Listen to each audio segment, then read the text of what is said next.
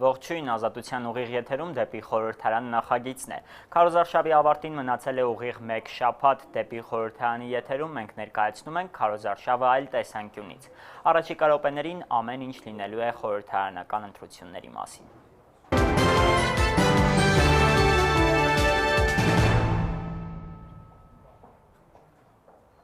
Մեկ օր էջի այսօրվա հերոսը պաշտպանության նախկին նախարար Օհանյան Ռաֆի Օսկանյան, դաշինքի ղեկավար Սեյրան Օհանյանն է։ Չնայած գեներալ գնդապետը բանակից դուրս է եկել, բայց դեռ շարունակում է բանակային կյանքով ապրել։ Ինչպես է Օհանյանը անցկացնում քարոզարշավը, ինչով է զբաղվում դրանից դուրս։ Ինքն իրեն համարում է մարդամոտ ու կատակասեր։ Այսպիսի Օհանյան դուք դեռ չեք տեսել։ Հենց հիմա մեկ օր Սեյրան Օհանյանի հետ։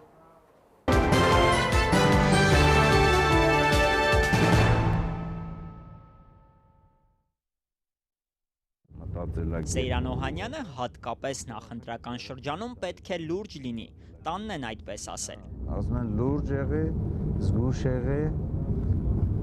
մանավանդ հիմա։ Օհանյանը շտապում է ավելացնել, իրենց դաշինքին դա չի վերաբերում, համակիրների հետ կարող է լուրջ չլինել։ Իրեն մարդամոտ ու կատակող մարդ է համարում, դա ապացուցեց տեղում։ Մարտական գործողությունների ժամանակ ղեկավարներից մեկը, գեներալներից մեկը զինվորին ասում է, ինչու ես նահանջում, ասում է, ես չեմ նահանջում, պարոն մայոր, չէ, ասում է, ինչու ես փախչում, մարտի դաշտից, ասում է, չեմ փախչում, նահանջում եմ, պարոն մայոր, ասում է, ես մայոր չեմ, ես գեներալ եմ, ասում է, վայ մամա ջան, ես ինչքան եմ նահանջել։ Թեև Օհանյանը բանակից դուրս է եկել, բայց բանակը նրա սրտից ոչ, հիմա իրեն քաղաքականությունում է փորձում, ու սա ավելի դժվար գործ է համարում։ Անգամ կատակների ոլորտն է փոխել, քաղաքական հանելուկներ սովորել։ Ճանճի եւ ասենք քաղաքական գործի։ Նմանությունը, ինչու՞մն է նմանությունը, ճանճի եւ քաղաքական գործի։ Ճանճի եւ քաղաքական գործչի նմանությունը գուշակելու համար Օհանյանը ժամանակ է տալիս, պատասխանը կասի հաղորդման ընթացքում, իսկ հիմա օրը սկզբից։ Սեյրան Օհանյան, նա ամիսներ առաջ լքեց պաշտոնը, նախորդ տարվա վերջում էլ հայտարարեց ակտիվ քաղաքականություն մտնելու մասին։ Հիմա Օհանյանը գլխավորում է Օհանյան Ռաֆի Օսկանյան դաշինքը եւ որոշել է առաջիկա ընտրություններում իշխանություն դառնալ։ Գեներալ գնդապետի օրը սկսվում է Վահագնի թաղամասի առանձնատներից մեկում, այստեղ վարձով է ապրում։ Օհանյանը հենց նկարահանման սկզբից հասկացրեց, որ լրագրողական ճշտապահությունը զինվորականի հետ կապ չունի, 10 րոպե ուշանալը գրաֆիկի խախտում է։ Ներողություն ուշանալու համար։ Մենք հիմա պետք է շարժենք, որովհետև 8-ին ավտոբուսները շարժվելու են։ Շատ լավ, 2 րոպե նկարենք ու գնանք։ Օհանյանը բանակի ժամով է արթնանում, 6:30, նախաճաշելու փոխարեն թեյ կամ սուրճ է խմում, մեզ չհյուրասիրեց, քանի որ դրա համար սահմանված ժամից ուշացել էինք։ Քանի ժամ եք քնում, պարոն? 4, 5, 6 նայած Չի ազդում ձեր վրա։ Գիտեք, երբ որ մտնում ես այդ ընդհանուր այդ ռիթմի մեջ եւ բանի արագ աշխատանքի, հետևական աշխատանքի մեջ կարծես թե չես զգում։ Իհարկե ժամանակ է լինում, որ ազդում է, որովհետեւ ի վերջո մենք մեխանիզմ չենք։ Ասենք տանը հեռուստացույց 1-1 ընթերցում եմ։ Մի քանի բառ խոսելու ընթացքում Օհանյանը անընդհատ ժամացույցին էր նայում։ Գնանք, շուշանանք։ Բայց ձեզ ընտանիքը չի ճանապարհում։ Ընտանիքի ճանապարհում է, բայց ես դες ասացի, որ երեխաները հիմա պատրաստում են դպրոց գնալու, կինս հիմա այստեղ չի, բուժման մեջ։ Տան դիմաց մեքենան արդեն սպասում էր։ Օգնականներին հանձնարարեց փոխանցել իրեն սպասողներին, որ ուղիղ 5 րոպե կուշանա։ Վահագնի թաղամասը Օհանյանը շատ է հավանում։ Այստեղ ասում է անկախ ու ազատ է, երեխաների համար լավ պայմաններ են ստեղծված։ Մտերիմներն ու բարեկամներն են նաև այստեղ ապրում։ Օրինակ Հովնանյանների ընտանիքը, իր մարտական ընկեր Արթուր Ալեքսանյանը։ Պաշտպանության նախկին նախարարը գիտի, իր տնով մամուլը շատ է հետաքրքրվում։ Ինչ վերաբերում է այդ խոսակցություններին, իրականության մեջ Վահագն Հովնանյանը տարիներ առաջ 2008 թվականին ինձ մի հողակտոր էր նվիրել, որպես իր բարեկամ, այդ հողակտորը հիմա արդեն իմը չի, վաճառել եմ ես։ Հիմա փաստորեն Վարձով եք ապրում։ Նոր ժամանակավոր Վարձով ապրում ենք, դա արդեն իմ անձնական խնդիրն է։ Օհանյանը անկեղծանում է, իրեն թվում էր քաղաքական գործիչ լինելը զինվորական գործից ավելի հանգիստ կլինի, բայց պարզվեց հակառակն է։ Որոշ բաներ զինվորական կյանքից փորձում է տեղափոխել քաղաքականություն։ Նրա խոսքով դրանցից են կազմակերպվածությունը, ճշտապահությունը եւ օրենքը հարգելը։ Պարոն Օհանյան, երբ որ նախարար էիք, Կարմիր լույսի տակ կանգնում էր ձեր մեքենան։ Իհարկե։ Հիմա զգում եմ, որ կանգնում է, դրա համար եմ հարցնում։ Ես նախարար եմ եղել, թե ով եմ եղել, միշտ օրենքի կողմնակից եմ եղել եւ շարժվել եմ օրենքով։ Իհարկե մեկ-մեկ եղել են միջոցառումներ, օրինակ առավոտյան, երբ որ իրավիճակից ելնելով տագնապներ են եղել, զգոնության բարձրացման։ Օհանյանը ճիշտ ժամանակին հասավ հրապարակ, քարոզչական ավտոբուսի մոտ նրան դիմավորեց անձնակազմը։ Ժողովուրդ հավաքվել է, թե չէ։ Հավաքվել են բոլորը, հա։ Կարող են գնալ, պարոն Օսկանյանն եկել, հա։ Հա, մեքենայի մեջ, հա։ Թեթև չեք հաճել, բան Օհանյան, բարի լույս։ Բարով ձեզ։ Այո, իհարկե։ Դե գնանք, նստենք, գնանք։ Գնացինք, ժողովուրդ ջան։ Գեներալ գնդապետը փորձում է դաշինքում կազմակերպվածություն եւ կարգապահություն մտցնել։ Տեղ-տեղ ստացվում է, տեղ-տեղ ոչ, ասում է նա։ Ամեն դեպքում ջանքեր է գործադրում։ Նախորոք ամեն ինչ պլանավորում է, անգամ այն, թե որտեղ պետք է նստի Վարդան Օսկանյանը։ Այդ պարոն Օսկանյանի տեղն է, էլի։ Չէ, նստեք, պարոն Օսկանյան, նստեք։ Թողին քեզ կողքից նստեք։ Ազատությունը մեր ազատությունը է սուրճված ժամանապահ։ Հա։ Չէ, բացեք։ Ամեն մեկը յատեղ ունի։ Այս պաստորեն առաջնորդներով էս հատվածում ենք։ Հա, մոտավորապես։ Առաջնորդում ենք, էլի, մենք առաջի գծում ենք գտնվում։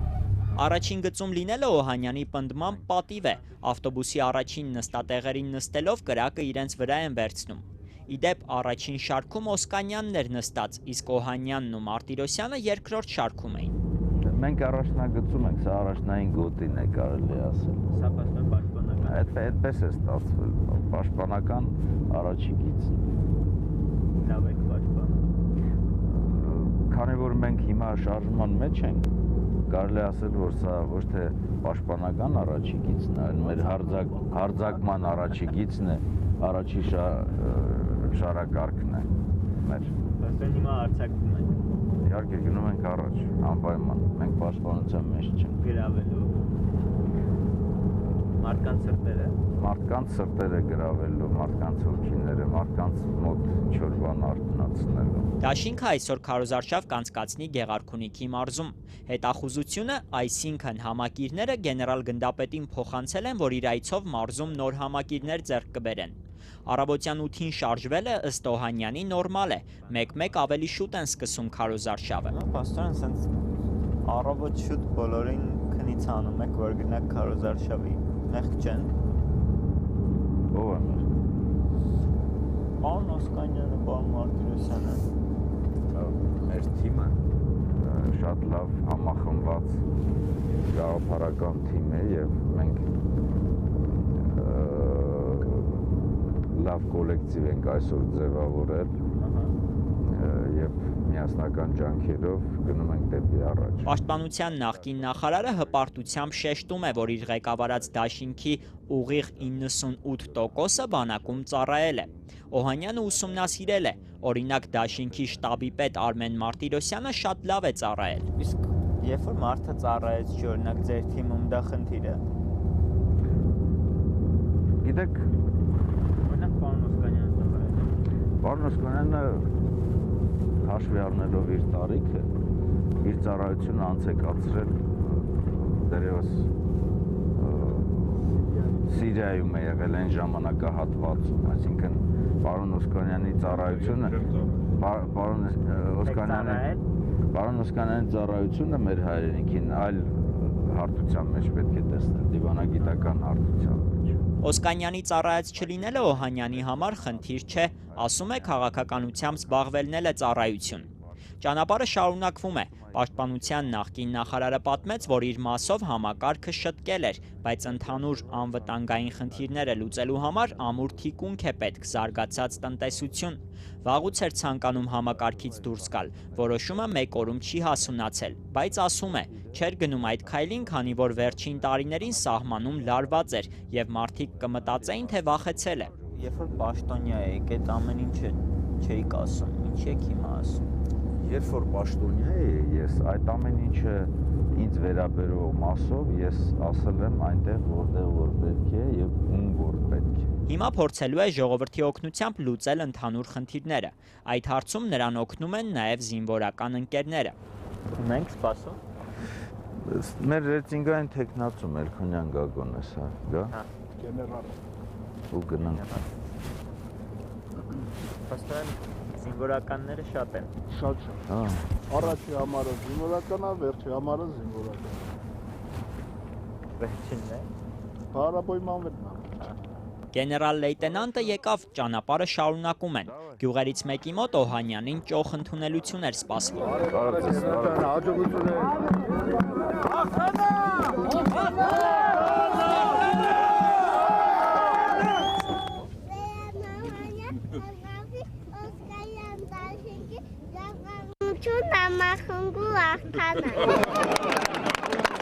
Ժամանակացույցը չխախտելու համար կարճ ելույթ ունեցավ։ Ասաց, որ այս ընտրությունները նախորդներից ավելի կարևոր են լինելու։ Խոսեց արտագաղթից, անարդարություններից։ Ժամանակը սպառվեց, հաջորդ կանգառը Վարդենիսում է։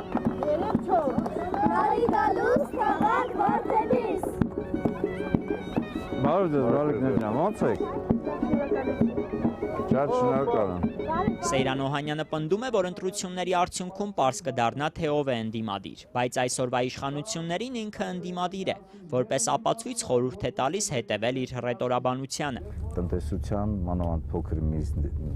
եւ միջին բիզնեսի չափի այսպես ցածր մակարդակը թույլ է տալիս հետևյալ եզրակացությանը գալ, որ մեր երկրի գործունեության մեջ տնտեսությունը, զենքը գտնվում է մի փոքր մարդկանց մոտ, իսկ առաջի գիծը դատարկ է։ Դրա համար ժողովուրդը ուզում է աշխատատեղեր, ժողովուրդը ուզում է, որպեսզի մենք պայքար մղենք աղքատության դեմ, արտագաղթի դեմ։ Ըստ ժամանակացույցի հանդիպումները շարունակվում են։ Հավաքներից առաջ Օհանյանը ասում է, թե որտեղ քանի րոպե են մնալու։ Հասանք Մարտունի, Օհանյանը պատրաստվում է հանդիպման, շարֆն է գցում։ Շարֆը տակապա։ Բանջ դուխատալու։ Սեյրան Օհանյանը ողջ օրվա ընթացքում այդպես էլ ոչինչ չկերավ, ասում է զինվորականները գրեթե չեն սնվում, շեշտում է, գրեթե։ Լավ է լացա։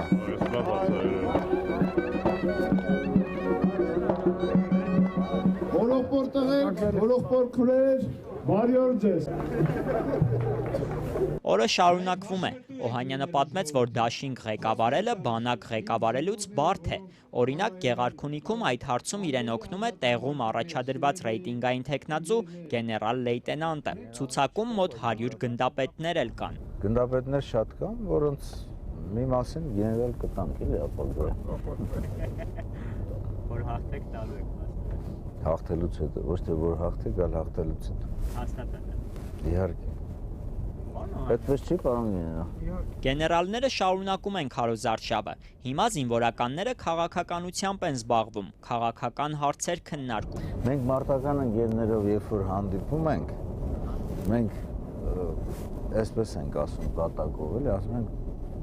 դու այդ կռվում եղել ես, բայց թե դու չկայիր այնտեղ, ես էլ չեմ եղել, այն մարդես շառ են անում, մեզ ասում կռվի ես մասնակցել, չես մասնակցել։ Դրա համար այսպես այն մարդկանց մոտ, ովքեր որ իրականում տեսել են այդ պատերազմի դաժանությունները, այնքան էլ շատ այսպես հետաքրքիր չի այդ ամբողջը վերհիշել։ Գեներալները հաշվարկել են, իրենք հաղթելու են ընտրություններում։ Թե ինչ պաշտոնում է իրեն տեսնում Օհանյանը, դեռ չի ցանկանում ասել։ Իսկ երբ նույն հարցը մյուս գեներալին տվեցինք, Օհանյանը միջամտեց։ Մեր ընկերոջը մարտական շատ մի նեղեք, էլի։ Թե որ նեղեք այնքան բաներ կպատմի, հետո կրակը կնենք։ Հաջորդ կանգառը Գավառում է։ Քաղաք մտնելուն պես դաշինքի շտաբի պետ Արմեն Մարտիրոսյանը Քյավառի Քյուֆտա գրություններ փնտրում, իսկ Օհանյանը վաճառվում է ցուցանակները կարդում։ Գեներալը պատմեց, որ Գավառը սիրում է, այստեղ ընկերներ ունի, նրանց հետ տարբեր առիթներով խմել է, բայց վերջերս գրեթե չի խմում։ Անցած ապրիլից հետո համարյա չեմ օգտագործել։ Գաստացրեց։ Ժամանակ չի եղել, այնքան լարված կյանքով ենք ապրել, որ Գավառում դաշինքի առաջնորդները հացբերողի հիշատակին ծաղիկներ դրեցին, եկեղեցում նոր ավարտված հարսանիքի մասնակիցներին շնորհավորեցին։ Գեներալ Օհանյանն էլ զույգին կոչ արեց օրորոցային վրեժ հայտարարել, հարսը լուր գլխով արեց։ Հետո առաջնորդները կրկին հաց կերան։ Այս ինչ լավ հաց է, էսի մեծ գդորված։ Մարտիրոսյանը հացը այնքան էր հավանել, որ իր հետ տարավ։ Օհանյան Ռաֆի Օսկանյան դաշինքի հանրահավաքը Գավառում ավարտվեց։ Սեյրան Օհանյանը պատմեց, որ ինքը այլ կերպ էր ցանկանում կոչել դաշինքը, օրինակ հաղթանակ, բայց հետո խորհուրդներին հետևեց։ Ինչպես Մարտիրոսյանն է ասում, գեներալը քաղաքականությունից հեռու է, այդ պատճառով էլ իրենց խորհուրդները լսում է։ միայն պաշտպանական քաղաքականություն։ Միայն պաշտպանության ռազմական ոլորտ, ուրիշ ոչ մի բան։ Բայց քաղաքականություն։ Արմեն Մարտիրոսյանը պատմեց, որ Օհանյանի հետ դեռ պատգամավոր եղած տարիներից էր շփվում։ Այն ժամանակ էլ ըստ նրա գեներալը նույն բաներն էր ասում, ինչ հիմա, եթե մի բան գիտի, ասում է, չգիտի, ասում է, չգիտեմ։ Վատ բան չկա։ Վատ բան պատկերացեք իսկապես շատ հեշտ է, հույս ունեմ, որ հետագայում եւս այս վատ Այս կարճ ժամանակահատվածում ես հասցրել եմ այդ վատ բաները շատ լավ թաքցնել, որ չտեսնեն։ Հələ չեն իմանում։ Հա, չեն իմանում։ Ես հույս ունեմ, մինչև վերջերը տենց թաքցրած կմնա։ Կարծում եմ թաքցած կմնա։ Դրական փոփոխություններ նկատվում է նաև Մարտիրոսյանի մոտ, ասում է Օհանյանը։ Օրինակ այն, որ այսուհետ բարձր կոչում ունի։ Միանշանակ գեներալի կոչում մտայի, բայց կան խոսում ենք ինչ ենք։ Իհարկե, որ սկզբից ծանոթացել ենք մի քանի ամիս առաջ, ինքը գնդապետ է եղել, մի արդեն գեներալ է։ Արջում է։ Գեներալները դեռ ռազմական դրություն չեն հայտարարել։ Հիմա միջին վտանգավորության աստիճան է։ Փորձում են շրջանցել այն, բայց եթե պետք լինի, ռազմական դրություն կհայտարարեն։ Թե որ դեպքում ռազմական գաղտնիք է։ Իդեպ, հիմա Օհանյանը կբացահայտի իր հանելուկի գաղտնիքը։ Ինչու՞մն է նմանություն ճանճի եւ քաղաքական գործի, որը երկուսին էլ կարելի է թերթով սպանել։ Իրեն սա չի վերաբերում։ Նորահայտ քաղաքական գործիչ Օհանյանը ասում է, որ իր մոտ միշտ էլ ստացվել է մամուլի հետ աշխատել։ Ընկերություն ենք անում համալի հետ։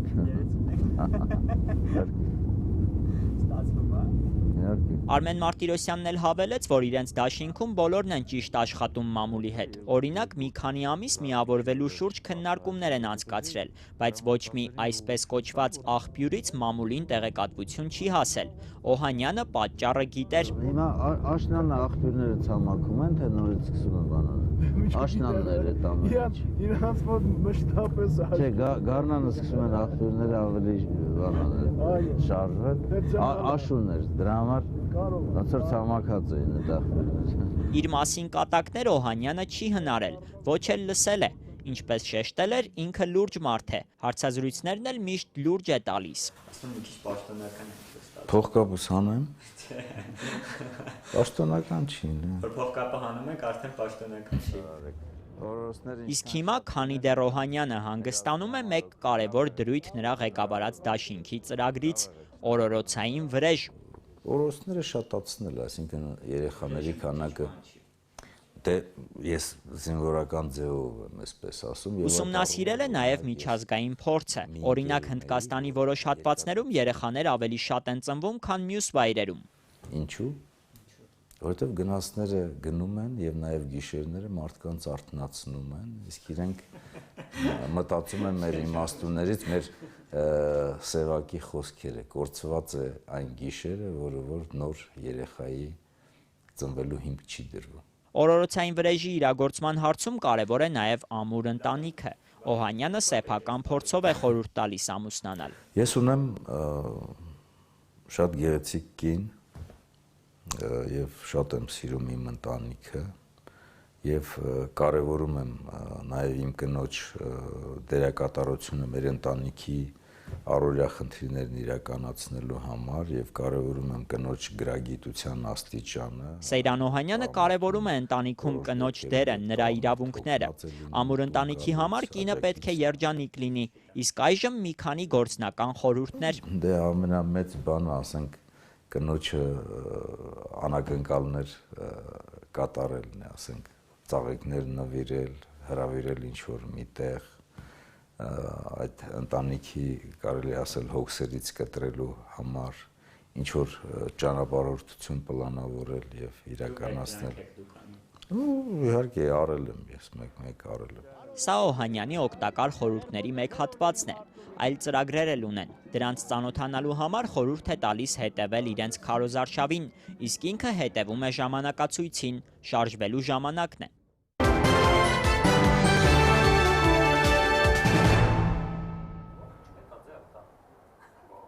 Դուք դիտում եք մեկ օր Սեյրան Օհանյանի հետ, շարունակվում է դեպի խորհրդարանը, այս պահին տաղավարում հյուրընկալել ենք խորհրդարան գնացող Ազատ դեմոկրատներ կուսակցության վարչապետի թեկնածու Հրանտ Բագրատյանը։ Շնորհակալություն պարոն Բագրատյան մեր հրավեր ընդունելու համար եւ առաջին հարց, ինչու պետք է Ազատ դեմոկրատները լինի խորհրդարանում։ Մեզ բացի ոչ ոք չկարողացավ ծրագիր ներկայացնել, բառի բուն իմաստով։ Առաջարկներ կարողացան ներկայացնել հետաքրքիր, բայց ոչ ոք ի վիճակի չեղավ ծրագիր ներկայացնել։ Բացի այս ուժից, բոլոր ուժերը բարձրացնում են պետության ծախսերը, միևնույն ժամանակ իջեցնում հարկերը։ Ամենայն պատասխանատվությամբ ասում եմ, դա ստախոսություն է։ Դա ստախոսություն է։ Նույնիսկ հանրապետական կուսակցությունը, որը շատ ընդհանուր ֆրազաներ է տալիս, ավելի գերադասել էր այս առումով, քան թե մյուս ուժերը։ Ուժը նստում ու ասում է կրնապատկեմ, եռապատկեմ առողջապահության կրթության ծախսերը, բանակի ծախսերը եւ միևնույն ժամանակ մոտավորապես 8-ից 10 առաջարկանում, որ հարկերը պիտի իջեցնեն։ Ես չտեսա, որ կա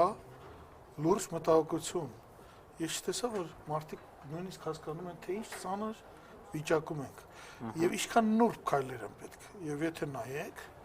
այո, մեր բովանդակային առումով մանրամասն գրված շատ պրոֆեսիոնալ ծրագիր է։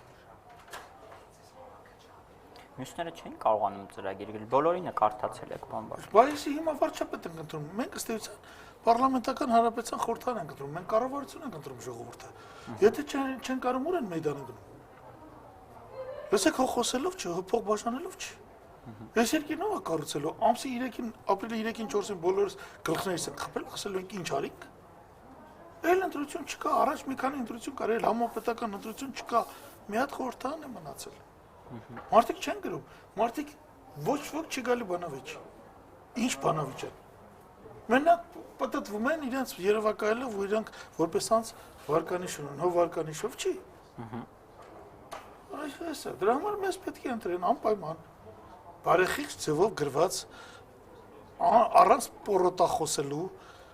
ճանաչելով դժվարությունները, այնուամենայնիվ ցույց տալով, որ դեռևս ելք կա։ Այսա մենք պետք է տեղ հասցնենք եւ ձեր օգնությամբ շնորհակալություն հրավերի համար մենք սա տեղ ենք հասցնում։ Շանսերը ինչպիսին են պարոն Բագրատյան Ազատ դեմոկրատների։ Հետևում եք հարցումների կամ ունեք ձեր հարցումները։ Ես հարցումներից չեմ խոսում, որովհետեւ հարցումներից եթե ես խոսեմ, ուրեմն ես գերադասում եմ նրանց մասին կամ լավը խոսել կամ լռել եւ հետեւապես լռում եմ։ Այդքան վատ է վիճակը։ Չէ, ես սովոր չեմ հարցումներին տոն տալ։ Այո, մենք ունենք մեր հարցումները 2 անգամ արված, եւ եթե դրանք ցույց չտային, որ մենք կարողանում ենք անցնել, չէ, բանալի մասնարարպես օրինակ մենք ունենք հարցումներ ոչ միայն հանրապետությունում մեկ որ կուսակցություն ինչքան տոկոս քաղաքի 4-րդ ընտրատարածքում դա կենտրոնն է եւ Երևանին, որտեղ ես առաջադրված եմ, այդ հարցումները տալիս են շատ բարձր արդյունք։ Եվ դրա համար էլ մենք մեզ ինքնավստահ ենք։ Պարոն Բագրատյան, ասացիք անցնել, Ազատ դեմոկրատների նպատակը ի վերջո խորհրդարան անցնելն է։ Չէ, Ազատ դեմոկրատների նպատակն էր շատ ձայներ հավաքել եւ իշխանություն ձևավորել։ Բայց ես անկեղծ մի բան պիտի ասեմ, որ երկու ուժ կաշառք են բաժանում, թեթև սկսել են, հիմա ցուցակագրում ավարտում են 2-3 օրից փողեր կբաժանեն, Դա իհարկե մեր պլանները խառնում է։ Բացառությամբ մի որոշ հատվածի Երևան եւ մտավորական հատվածի բնակչության արդեն պիտի ասեմ մեծ մասը, չեմ ասելու որոշ մասը հակված է այդ կաշառքը ընդունելու։ Իհարկե սա դեռ չի նշանակում, որ նա կքվեարկի նրանց օգտին։ Բայց այնուամենայնիվ հասկացեք, որ դա վատ է։ Պատասխանատու հայտարարությունը կաշառք են բաժանում երկու ուժեր։ Փաստեր կան, պարոն Բագրատյան։ Այո, Ովքեր են։ ինտերնետում նայեք։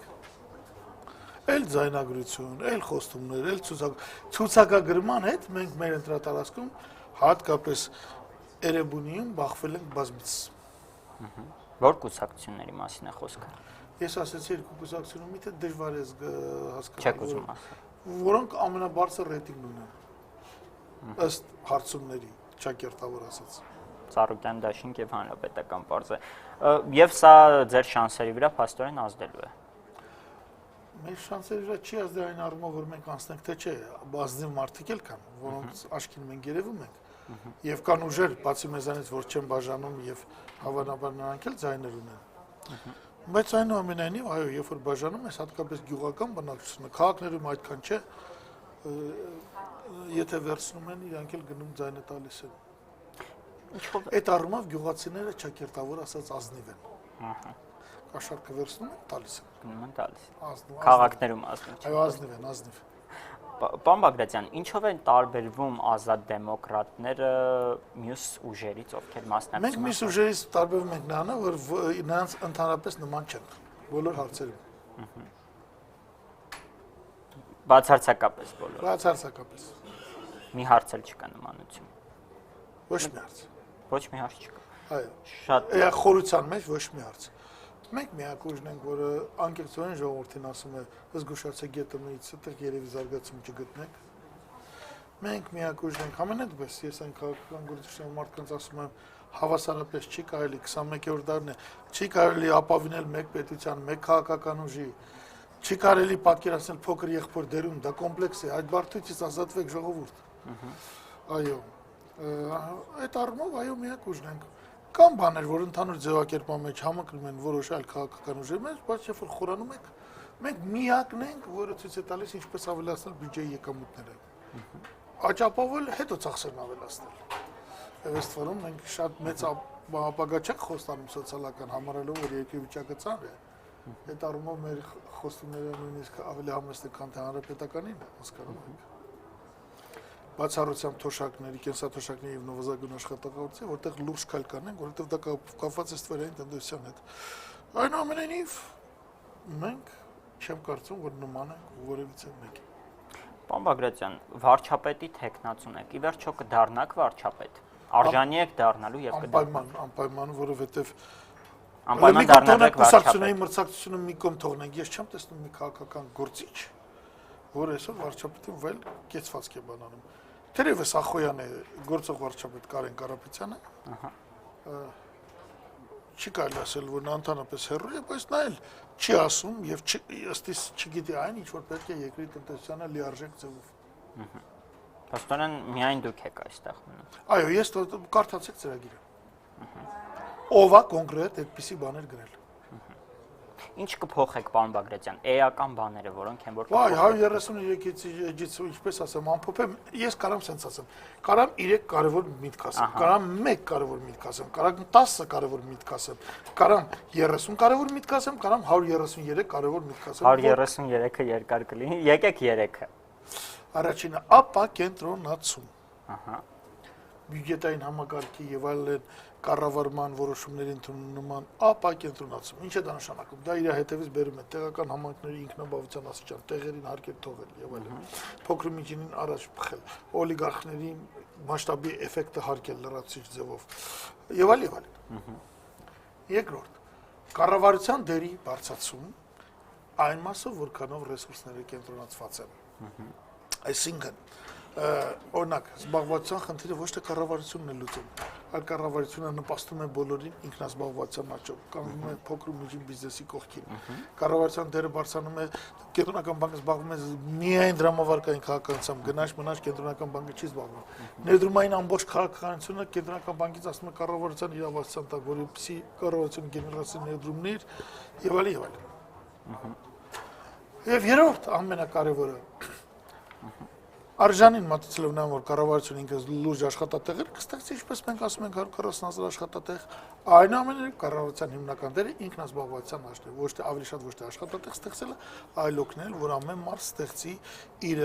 հասակին համապատասխան, իր հմտություններին համապատասխան աշխատատեղ, խոսքը ինքնազբաղվածության աճի մասին է։ Այսպիսի մտքեր, ինչ ձևով ոնց որ ես եմ ասում, ոնց որ դուք եք լսում, դուք չեք լսի մյուս 8 Ձեր քաղաքացիներից։ մրցակից ունեք վարչապետի տեխնացի։ Չկա ձեզ մրցակից։ Չէ, ես ասեցի, դերևս ասենք գործող վարչապետը ի պաշտոն է կամ մասնագիտական առումով որոշակի կոնցեպտ ունի, խոսում է որոշակի քաղաքականի, Բայց ձեզնից հետ է։ ես չեմ գնահատում, դա անհամես կլինի։ Կոմպլեքս ոչ մեկին չտեսա, որ ցանկացած խնդրեմը այսպես կոմպլեքս պատկերացնում է։ Տեսա մարդիկ, որ ունեն առաջարկներ, առաջարկ 2, առաջարկ 3, բայց չտեսա մարդ, որ սա կոմպլեքս պատկերացնում է։ Չտեսա մեկը։ Ով է ազատ դեմոկրատների մրցակիցը այս ընտրություններում։ Հանրապետական կուսակցությունով պետք է լինի։ Բոլորն են այդպես ասում, Դե բան։ բայց հանրապետական կուսակցությունը դաշնակցությունը, որոնք իշխանություն են։ Ընդդիմադիրների մեջ պայքար չկա, ով է Չէ, առաջին կա, այդ ընդդիմադիրը։ բնական է։ Առաջին ընդդիմադիր, մենք հատուկ բան չենք դրել մյուս ընդդիմադիրներին բանանելու, սևացնելու, բոլորին էլ հարգում ենք։ Եվ գերադասում ենք այդ մասին չխոսել հրապարակավ։ Նույնիսկ եթե մեր հասցեին իրանք բան են ասում, պարզապես պատասխանում ենք չոր ու վերջացնում։ Չենք մտնում բանավեճի մեջ։ Ձեզ կընտրեն վարչապետ։ Ես ես պիտի ասեմ, դուք ինձ կընտրեք վարչապետ։ Այս նայեք էկրանին, այն հուրա էկրանը, ասեք։ Ինձ չեք հարցնում։ Բայց ձեր կարծիքով, հա, ձեր հաշվարկներով ինչպիսին են կընտրեն ձեզ վարչապետի վերջում։ Թույլ տվեք, ես այդ հարցին չպատասխանեմ, որովհետև անձնավորված հարց եք տալիս։ Մեր կուսակցությանը կընտրեն, ես դա գիտեմ, բայց թույլ տվեք անձնավորված հարցին չպատասխանել։ Ես եկել եմ ձեզ եւ ձեզ եմ ընտրող դիտարկում ժողովրդին բացատրելու ելքերը սա են։ Բանը երկնքից մանանա չի ընկնելու ժողովուրդ։ Քաղցրաբլիթ չունեմ գրպանումս, բայց գիտեմ ձեր լուծումները։ Ընդ որում իմ կարծիքով այս հանրապետությունում չեմ տեսել դեռևս երկրորդ մարտը, որ այս լուծումները այսպես գիտի։ Մի անգամ էլ եղել եմ ծանր վիճակում 93-ին, երբ որ նախորդ 3 վարչապետները ամեն ինչ քանդել էին, 2-3 տարի ասում են ատոմականը վերագործարկել չէին անում, էներգետիկ ռեֆորմ արեք չէին անում, հացը նստում էին օրական հաշվում էին քանի գրամ տան, տալոնով մալոնով եկել եմ ու այդ բոլորը վերացրել եմ։ Միանշանակ չի ընդունվել, ասել են շուկայական բարեփոխումները ցավալի են եւ այլն, բոլորդ էլ գիտեք, որ եկել ենք ազնվոր աշխատել, գնացել ենք։ Չեք կարող մի հատ կրպակ ցույց տալ։ Սեփականաշնորհման հայրն եմ եղել, մի հատ կրպակ չեմ տուլ տվել։ Ոչ միայն ինձ, այլև իմ մերձակա հարազատներին։ Պարոն Բագրատյան, ում հետ եք պատրաստ կոալիցիայի գնալ։ Մի բան էլ ուզում եմ ասել, որ ժողովրդին ասենք, էլի մտածեք էլի, որ ձեզ կաշառք են տալի որդից։ Այդ են փողնա, որ բյուջե չեն մուծել։ Այդ չմուծելու պատճառով այսօր ողորմելի թոշակ եք ստանում։ Ժողովուրդ, մտածեք մի հատ։ Ումից եք փող վեկալու։ Հետո որ ձեզ փողը բաժանում, վաղուց պետք է բանտերում լինի։ Խելքի եկեք այն մարդ։ Հետո ասում եք Թուրքիան են մեզին եղել, չեն թողել պատմականորեն։ Ո՞վ է մեզ եղել։ Հիմա ձեր հարցը խնդրեմ։ Ում հետ եք պատրաստ կոալիցիայի գնալ, եթե նման անհրաժեշտություն լինի։ Եթե հնարավորություն ունի գաղափարներ իրագործելու, այո, սատանայի հետ էլ կոալիցիա կտանք, բացի հանրապետականից, այնպիսի մի կոալիցիայի դեպքում, Սատանայի, բայց որտեղ իրանք մեծամասնություն են։ Բավ, մնացած դեպքերում ամեն ինչ կանենք, եթե մեզ հնարավորություն տրվի բարելավելու վիճակը։ Եվ վերջին հարցը պարոն Բագրատյան, բացի ազատ դեմոկրատներից, եթե այս հարցից ազատ դեմոկրատները պատասխան չտակ, ում եք տեսնում, ում կուզեք տեսնեք խորհրդարանում, բացի ազատ դեմոկրատներից։ Շատ կուզենայի մեր ընդդիմադիր գործընկերները, չնայած նրանց առաջնորդները մի քիչ իրենց վատ պահեցին այս ընթացքում անուններ չտամ, անդադ ուշադրություն շեղելով մեր կողմը, չգիտեմ, առանձին մարդիկ գուցե եւ առանձին պատվերներ էին կատարում։ Այնուամենայնիվ կա 3-4 ուժ, որոնք էությամբ ընդդիմադիր են Եվ ինչի՞ չէ, նրանց մեջ ես շատ լավ ընկերներ ունեմ, ես կուզենայի, որ նրանք էլ դուրս դուրս չգային աս ամեն ինչից։ Բոլորը դիմադիրները։ Ընդդիմադիրներ, չէ, ես ասացի 8 հոգի, չէ, 7 հոգի իրենց ընդդիմադիր են հայտարարել, այդ 7 հոգուց ես խոսում եմ ընդամենը 2 ուժի մասին։ Հայազգային կոնգրես եւ ելք դաշինք, հա, ես գուշակում Դա եմ։ ձեզ չի վերաբերում, կարակ գուշակեք իշքան ուզում եք։ Թույլ տվեք չասել։ Քանի որ նրանց հետ բանակցել եք գոնե Չէ, դա համարում թույլ տվեք չասել։ չեք ասում։ Առնվազն 2 ուժ ես կուզենայի, որ իրանք բան լինեն։ Եվ ով կուզեիք, որ չանցներ խորհրդարան։ Դուք անդադանից հարց եք տալիս։ Խորհրդարանական Դուք ընտրություններ։ ինձ մերկացնում եք եւ բան եք անում, ոնց ասեմ, չեք թողում, որ ես մի քիչ համեստ ինձ պահեմ։ Եթերում, ասեք խնդրեմ, ձեր հաջորդ Վերջին հարցը ով կուզեք, որ չլինի խորհրդարանը, որ ուժը։ ով կուզեմ, որ չլինի, բա դե չարմար չեմ։ Թող եթե ուզում է, եթե հնարավոր է, թող բոլորն լինեն։ Բացարձակապես չարություն չեմ ասում։ Բոլորը։ Վատ բան չեմ ուզում ասել։ Լավ բանը կհասցեագրեմ, վատ բանը երբեք չեմ հասցեագրի, սա իմ սկզբունքն է։ Շատ լավ, շնորհակալ եմ մեր հրավերը ընդունելու համար։ Տաղավարում հյուրընկալել ենք Ազատ դեմոկրատներ կուսակցության վարչապետի տեխնացու Հրանտ Բագրատյանին։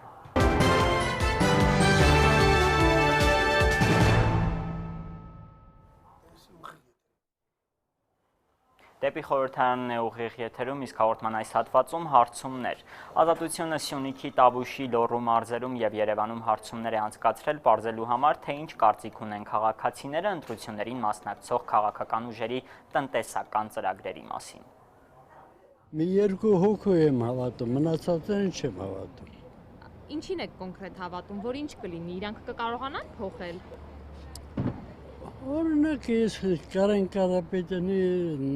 հույս ունեմ, որ ունի այդ պահպանի են ինչ որ դրել է,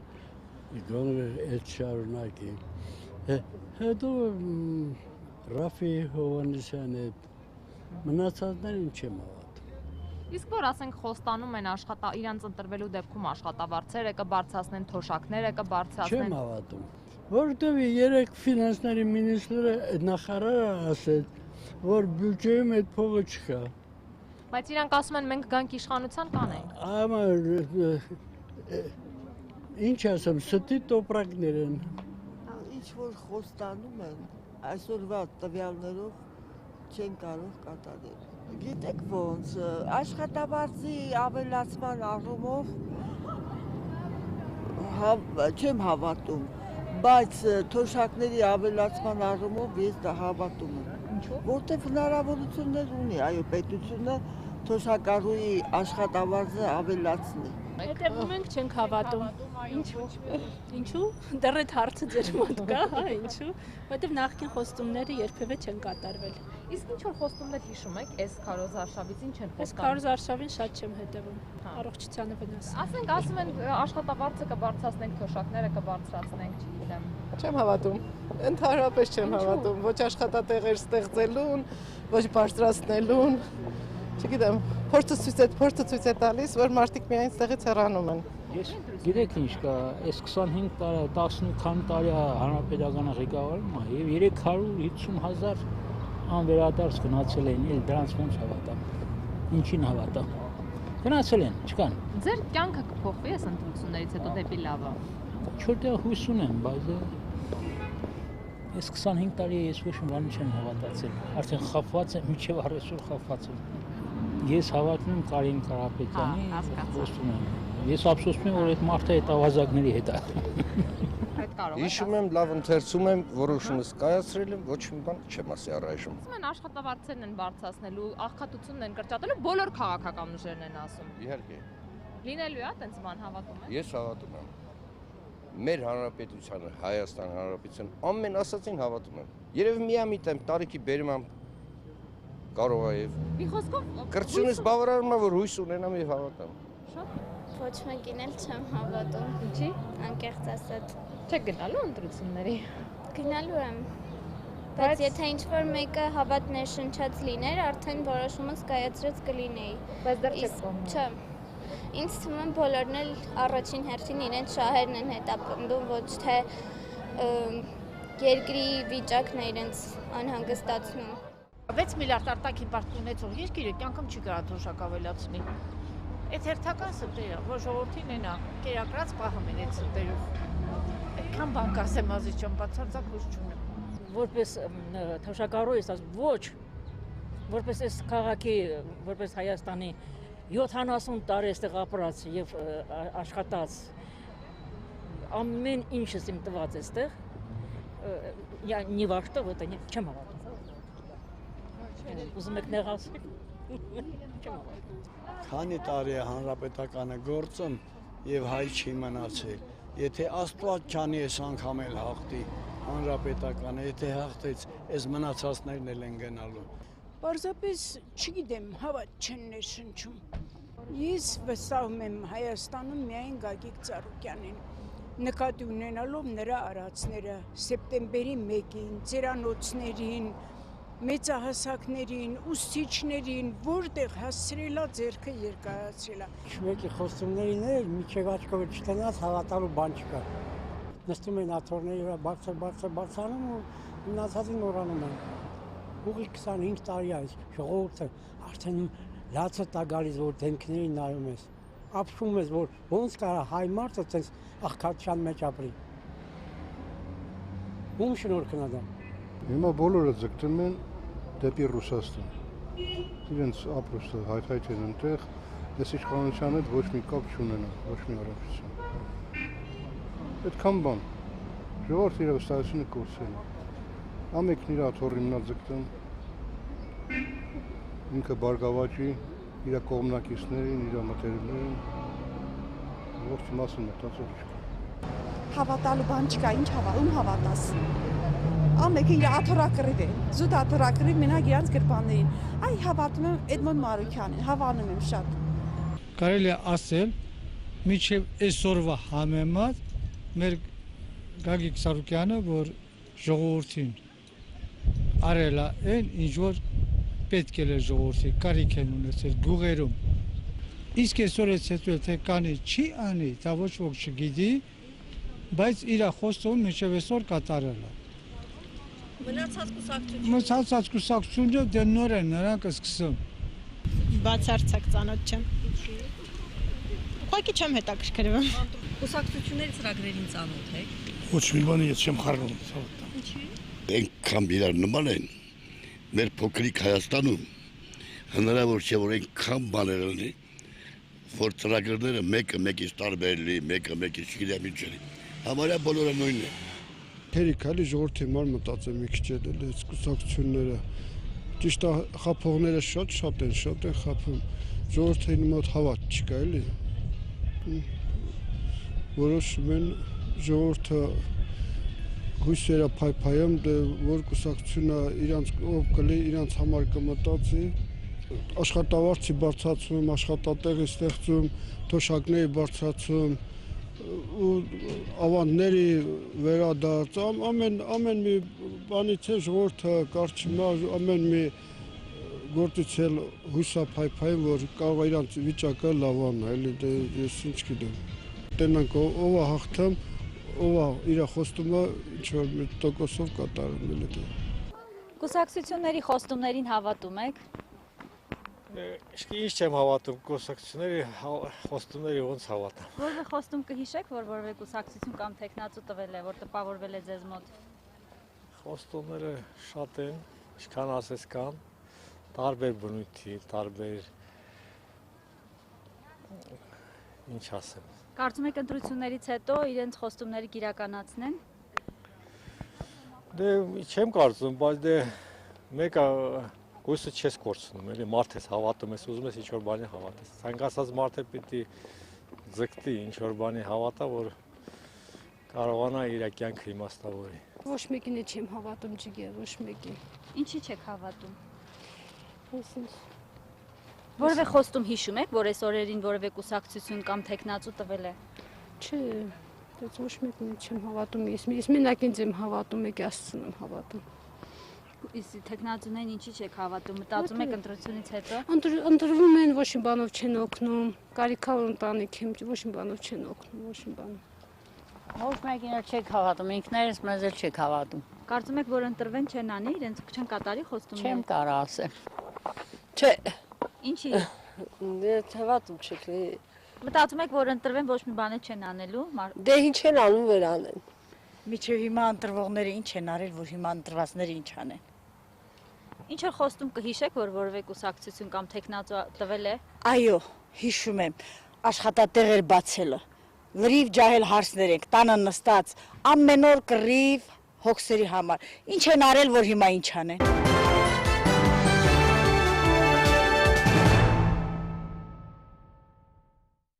Այսքանով դեպի խորհրդարանը ավարտվեց, կհանդիպենք հաջորդ ուրբաթ։